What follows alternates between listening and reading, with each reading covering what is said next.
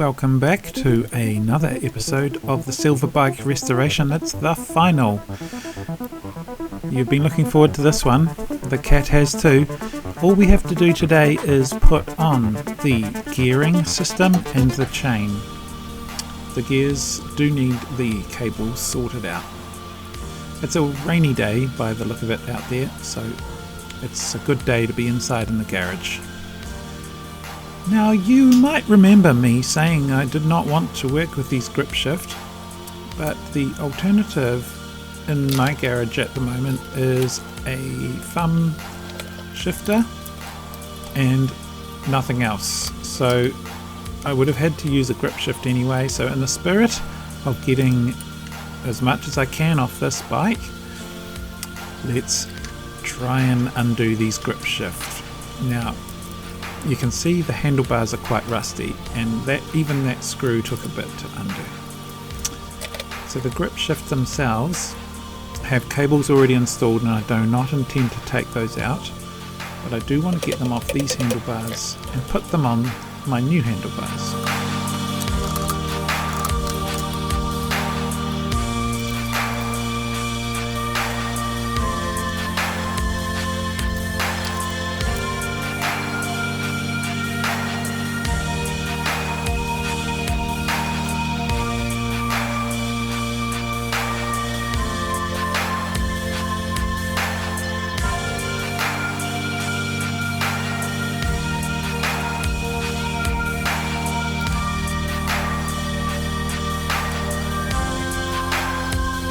This involves putting some liquid down into the grip itself, and you'll see that it was so rusty inside there that it had gripped on inside the rubber.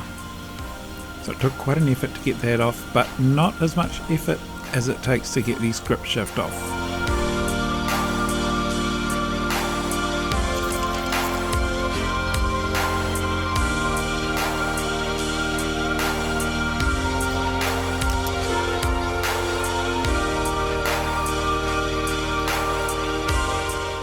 Now for the main event. These handlebars are so rusty there's bits of rust swollen up and chipping off everywhere. Ideally these grip shift unscrew and just slide right off.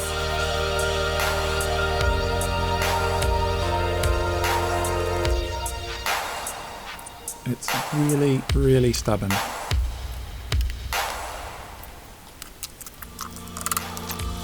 More lubrication, and then I decide to take the screw. It's moving a bit, but I want to take that screw right out. Just give no chance of it sticking anywhere. And that screw does not look good. Spoiler alert, I did not record actually when this grip shift came off the handlebar. Sorry guys. You can see how it's gradually loosening. Bit of leverage, and you can see this lifting off here. That's the clamp letting go, I hope, of the rust.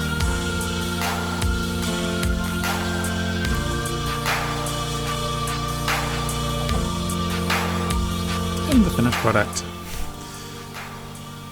Don't worry, I do pull the other one off, and it starts to pour down with rain.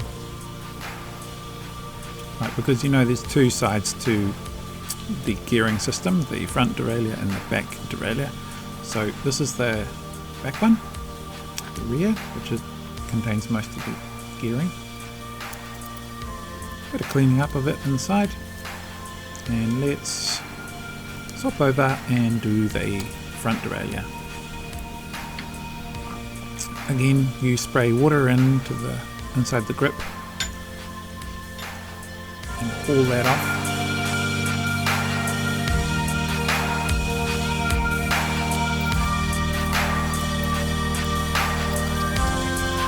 Gloves really do help on this job.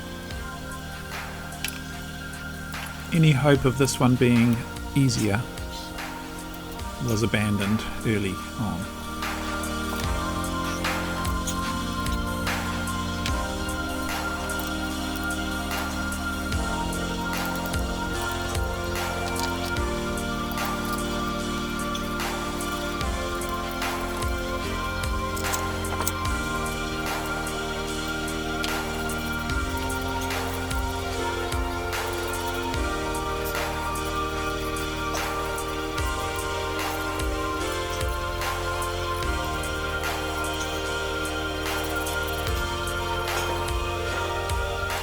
Finally it came off.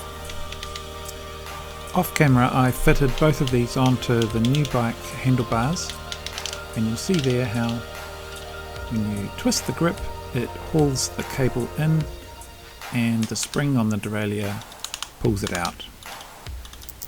Both sides work. Now let's just give these a little service by taking the rubber grip off, giving away any moisture and spraying it with a good bit of lubrication. That's the main one on the right hand side that does the rear derailleur. This left side is the front derailleur, and we're going to spray a bit of lube in there too. A bit more on the top.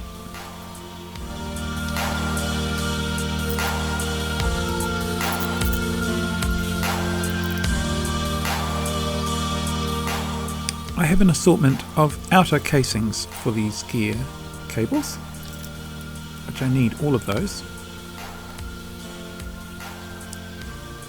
This is the housing on the frame for the seating in of the outer casings, and there's two here. One goes down to the front derailleur, and this one I'm pointing at now goes to the rear derailleur. And that one there, I've already put one on earlier on.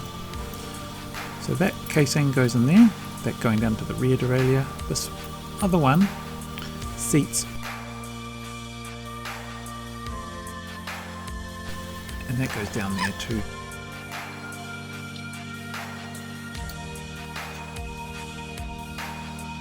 Cables, as you can see, have seen better days, but the rust you see on the surface of these sits out in the open.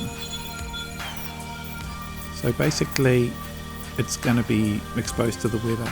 The inner surface of the casings, the cable's bright and clean, so I'm pretty happy to use those. Now it's all about getting the right length and the right cable casings for the right application.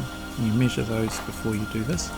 Squirt a bit of lubrication down the holes. All about getting the focus right, which doesn't really happen, but you can see it disappearing down the holes. You want it running all the way through. You look at the other end, not through yet, bang it on something, and it's dripping out. You can't really see that, but I'm happy.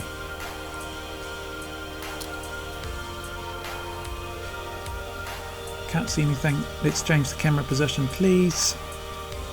Better. More lube down the casings. Let's get these cables inside the casings and connect them up to the derailleurs.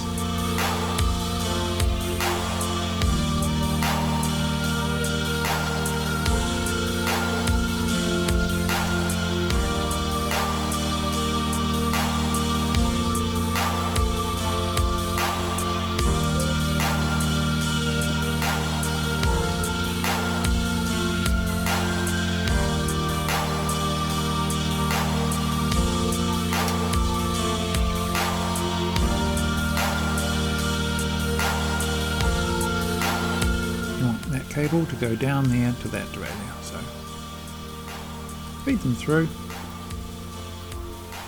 make sure they go into the little housings on the frames. There's a little bolt down there with a washer, feed the cable in.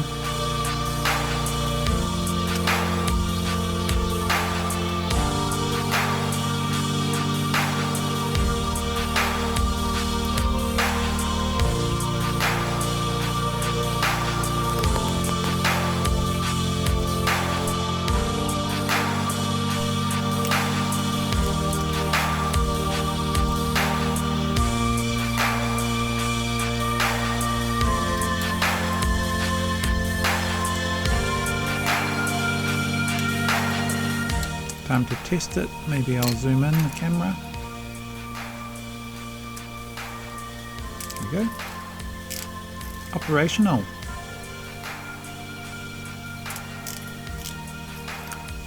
Great. Now, the right hand side. This is the shifter that controls the rear gears. A little bit of sandpaper. smooth out all that rust. A bit of CRC.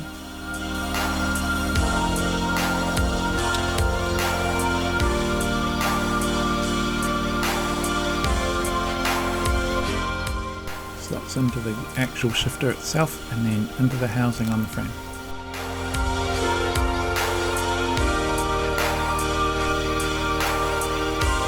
Just make a logical choice about which side of the head tube you put these casings. Now the slight issue with these cables that you're reusing is that they can untwist a bit, so twist them back, and as you put the casing on, make it twist as well, spin it, so therefore it keeps the cable intact. Lock it into the housing, there's another one there, down to the one I previously put on.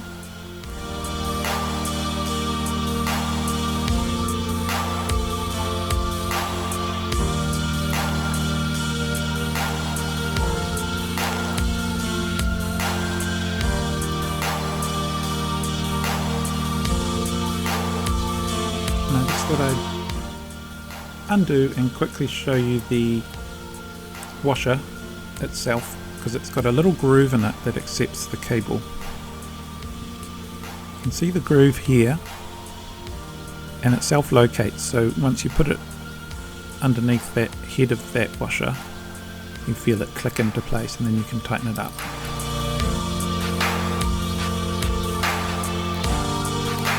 I've got the jockey wheel off that derailleur in readiness for the chain to go on, so that cable is roughly working. We're going to get the chain on now.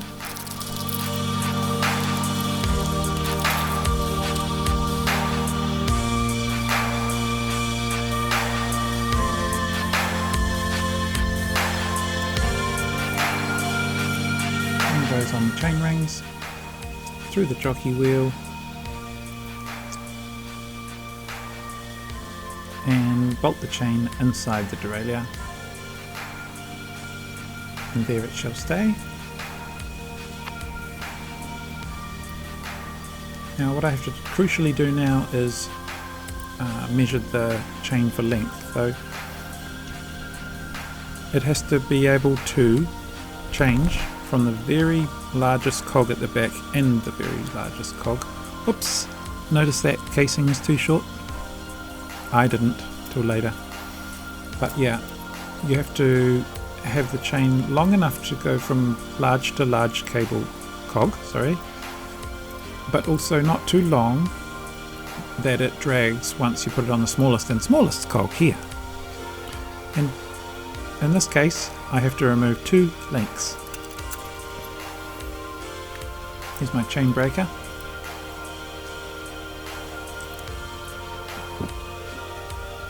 Zoom into the act of breaking the chain. The pin is sliding out. Then you literally break it off, and here it is, 2 links.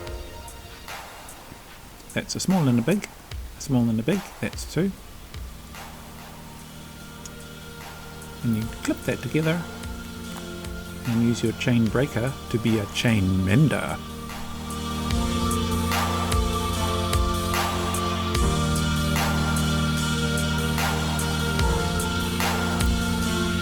Once you've just put a chain back together, it can be a bit stiff, so use 2 pliers to wiggle it around, bit of lubrication, and now we're ready to actually tune the gears.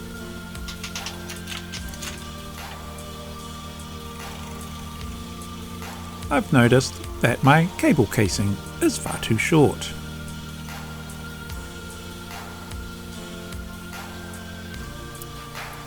It should have been a dead giveaway because the cable was sticking right out in the middle of nowhere with a good 200 mils length spare.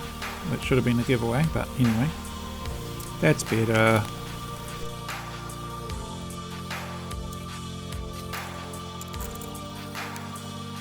What you just saw there was the chain wanting to ride over the top cog and hit the spokes, which you do not want to happen.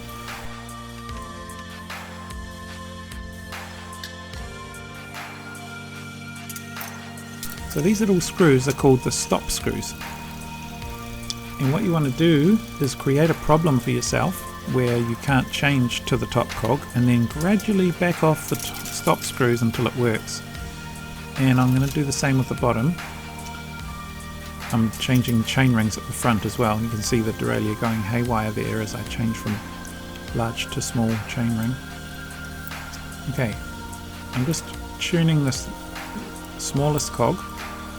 I want it to have a problem where I cannot change down. See, now I can't change down again. I undo it by a quarter of a turn, another quarter of a turn, another quarter of a turn, and it drops in.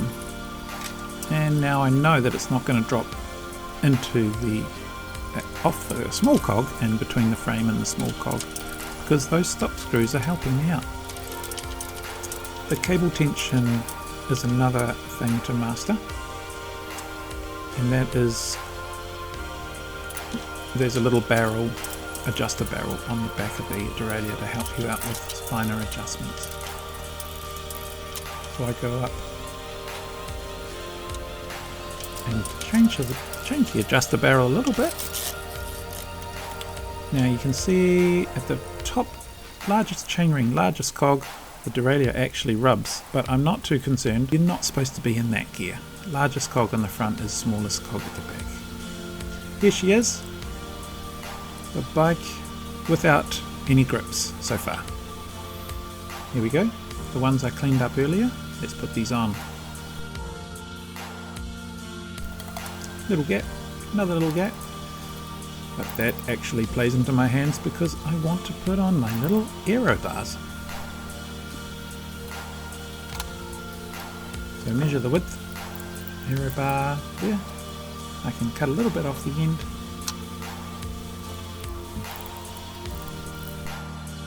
Slide the grip on a bit more, put the aero bar on, and repeat for the other side. We're ready for a ride. Pretty excited. Down the driveway, turn around and come back.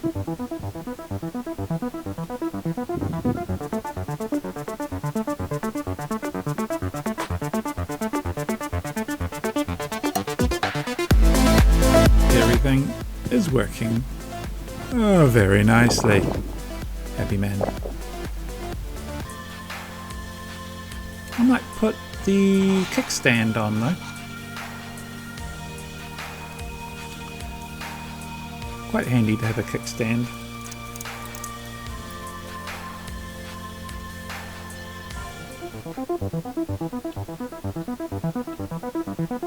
Yes, the bike is working.